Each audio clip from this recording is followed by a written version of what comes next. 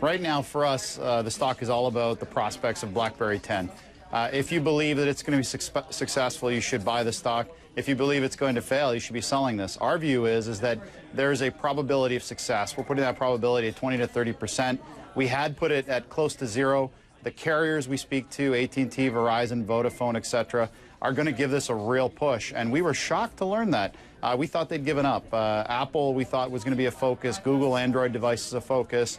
And instead, they're also going to really aggressively push RIM, which, again, is surprising. Well, let's talk about this, because I heard the same thing. I heard that the sellers are very excited, the carriers. And when I go into a store in the United States, let's say I walk into a Verizon store, and I'm kind of not sure. I tell them I want email, and I want video, and I want a phone.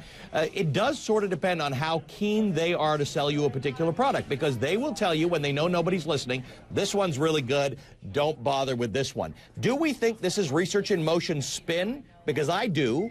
Or do you really think that all across the world, these carriers who have done nothing but be disappointed by research in motion BlackBerries over the last 5 years have all of a sudden decided that this is the new product they really want to have? Well, the challenge is that they're getting afraid of Google, right? And Google has made some grumblings about becoming its own carrier. When you go into the store, the representatives themselves get lower commission rates on selling iPhones, and they've been historically getting higher commission rates on Google Android devices.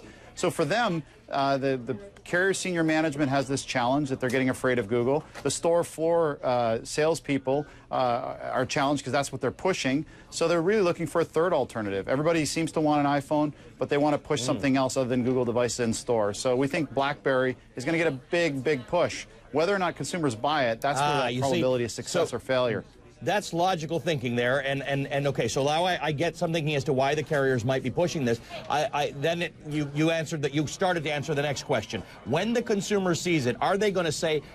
I guess they have three options. They can sit there and say, this is neat and it's competitive with everything else out there. They can say, finally, BlackBerry, which I love and have stuck with for all these years, has come out with something that does make sense. Or are they going to say, you know what, I've been burned too many times by these buggy little products that just don't work? What's your take on how the consumer is going to accept this? Our guess is that it's going to be a lukewarm response, but frankly, we're going to watch it very closely. The key will be, does the consumer value that email and messaging app? The web surfing will be better than Android, but probably won't be as good as the iPhone. We've beta tested and alpha tested their devices, and it was certainly better than the Android devices we've been using, but not better than the iPhone 5. So we still think the iPhone 5 is the best experience out there.